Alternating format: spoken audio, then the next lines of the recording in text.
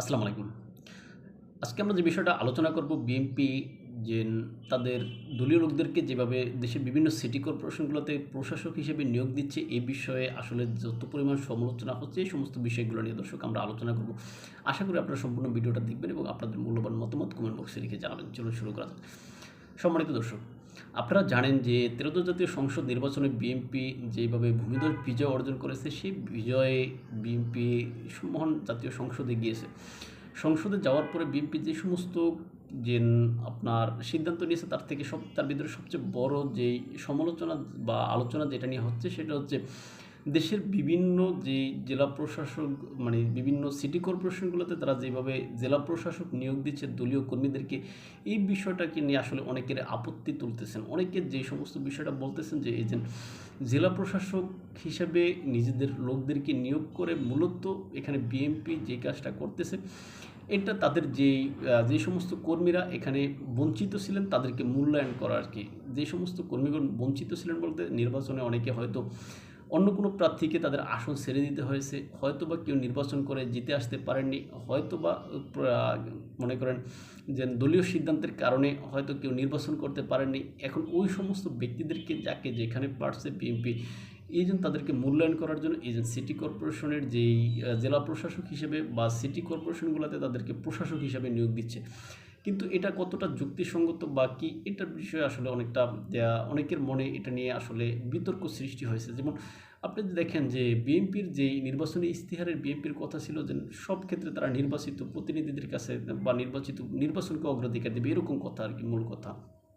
এখন বিএনপি এই সমস্ত জায়গাগুলোতে এই যে প্রশাসক হিসেবে তাদের দলীয় লোকদেরকে এভাবে নিয়োগ না দিয়ে তারা যদি এই যে সিটি কর্পোরেশন নির্বাচন দিয়ে দিত তাহলে তো সুন্দর হতো। সেখানে নির্বাচিত জনপ্রতিনিধি আসতো, সেখানে নির্বাচিত জনপ্রতিনিধিরা জনগণের ভোটে নির্বাচিত হয়ে তারা সেখানে এসে দায়িত্ব পালন করলে কারো কোনো কথা থাকতো না, কেউ এখানে বিতর্ক তুলতে পারতো না। কিন্তু সেই সহজ বিষয়টাকে বিএনপি কেন এখানে কৌশলগতভাবে ঘুরিয়ে এইরকম কাজ করতেছে, সেটা বিএনপির হয়তো অভ্যন্তরীণ কৌশল কোনো সিদ্ধান্ত হতে পারে, কিন্তু বাহির দিক থেকে যারা সমালোচক বা আমরা যারা সমালোচনা করি, আমরা যদি দেখি আসলে এটা বিএনপির মনে হচ্ছে যে একটা ভুল কোনো সিদ্ধান্ত মনে হয়।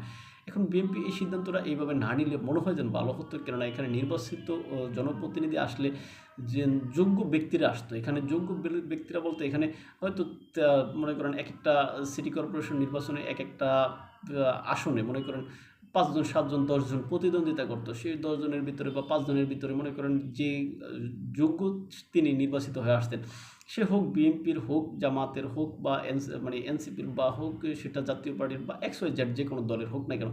এখন নির্বাচিত প্রতিনিধি আসলে তার কাছে এই যে সাধারণ মানুষ তাদের মনের কথা গিয়ে খুলে বলতে পারতো, তারা সেখানে গিয়ে স্বচ্ছন্দ বোধ করতো। কিন্তু এখন বর্তমানে যাদেরকে বিএনপি বসিয়েছে এই সমস্ত জায়গাগুলোতে প্রশাসক হিসেবে, এখন এই সমস্ত লোকগুলো তো মনে করবে যে আসলে আমরা তো দলের যে অনুগ্রহ নিয়ে আসছি, সুতরাং আমরা জনগণের প্রতি দায়বদ্ধ নাই, জনগণের প্রতি আমাদের কোনো দায়বদ্ধতা নাই। এখন আমরা দলের যেহেতু অনুগত্য বা অনুগ্রহ নিয়ে এখানে এসেছি, সুতরাং দলের প্রতি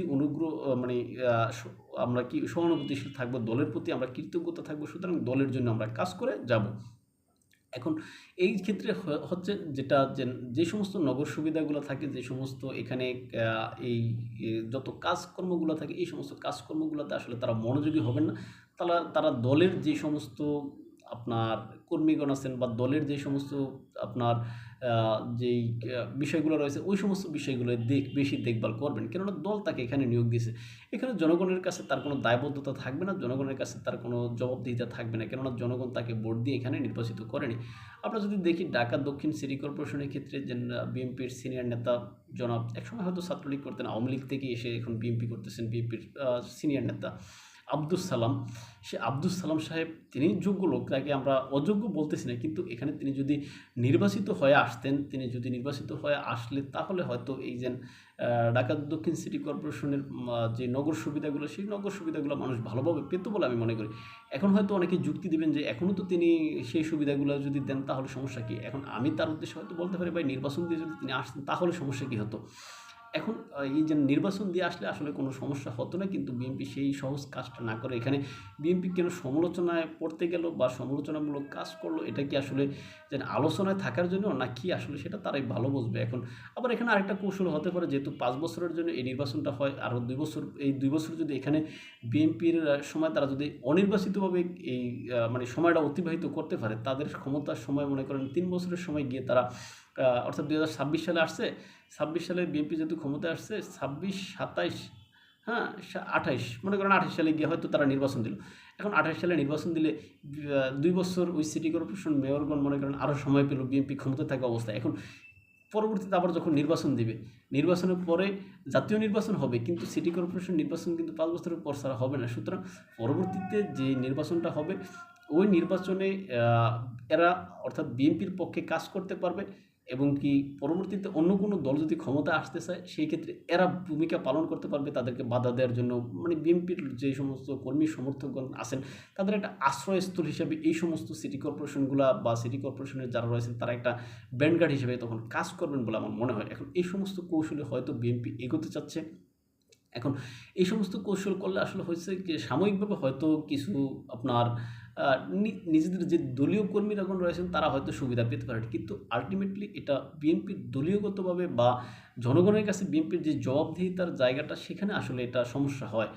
কেননা আপনারা জানেন যে আওয়ামী লীগের সময়ের যে সমস্ত নির্বাচনগুলো, বিশেষ করে 18 নির্বাচনের বিষয়ে যেই কথা রয়েছে বা 24 নির্বাচনের বিষয়ে যে সমস্ত কথা রয়েছে, এখন এই সমস্ত কথা এখানে আওয়ামী লীগ কিন্তু 24 সালের যে নির্বাচন, সেই নির্বাচন কিন্তু আওয়ামী লীগ মানে সাধারণ মানুষও সেটা যেটা বলে যে এটা আসলে সঠিক কোনো নির্বাচন হয়নি। এখন সঠিক নির্বাচন হয় না দেখি তো আওয়ামী লীগের বিরুদ্ধে মানুষ হয়তো খেপে গিয়েছিল, হোক সেটা আওয়ামী লীগ যে অভিযোগ করে সেটা হোক বিদেশি ষড়যন্ত্র বা সেটা অন্য কোনো ষড়যন্ত্র XYZ ইত্যাদি ইত্যাদি, যত অভিযোগ করা হোক না কেন, কিন্তু এই অভিযোগের মানে আওয়ামী লীগ যে অভিযোগ করে সেটা অন্যান্য পক্ষগুলো বলে যে না, আওয়ামী লীগ ভোটবিহীন নির্বাচনে দিয়েছিল বা ভোটবিহীনভাবে ক্ষমতায় ছিল, এই কারণে এরকম হয়েছে। এখন এটা বিএনপি যেহেতু এরকম কাজ করতেছে, যে নির্বাচন না দিয়ে প্রশাসক নিয়োগ দিচ্ছে, এটা তো বিএনপির জন্য সেমই ফলাফল বয়ে আনবে। সুতরাং আমি এখানে যে কথা বলতেছি যে বিএনপি এখানে নিজেই ক্ষতিগ্রস্ত হচ্ছে বলে আমার কাছে মনে হয়, এটা আমার সাধারণ বিশ্লেষণ। এখন বিএনপি এখানে নির্বাচন দিলে, এখন এই মুহূর্তে বর্তমান যে প্রেক্ষাপট, বর্তমান যে ফিল্ড রয়েছে, সেই ফিল্ডে বিএনপি অবশ্যই জয় হয়ে আসতে পারতো বা আসার সক্ষমতা তাদের রয়েছে। সুতরাং বিএনপি এখন সেখানে এই যে নির্বাচন না দিয়ে কেন এখানে তারা প্রশাসক নিয়োগ দিচ্ছে, এখন বিএনপির অভ্যন্তরীণভাবে কী তারা ভাবছে সেটা তারাই হয়তো ভালো জানে বা ভালো বুঝবে, কিন্তু এখানে নির্বাচন দিলে মনে হয় যেন ভালো হতো, সকল সমালোচনার ঊর্ধ্বে বিএনপি থাকতে পারতো বলে আমার মনে হয়। তাই ভালো থাকবে সবাই, দেখাবো অন্য কোনো ভিডিওতে অন্য কোনো বিষয়ে। দর্শক, এই বিষয়ে আপনি কী মনে করেন সেটা আপনি কমেন্ট বক্সে লিখে জানাতে পারেন। আল্লাহ হাফেজ।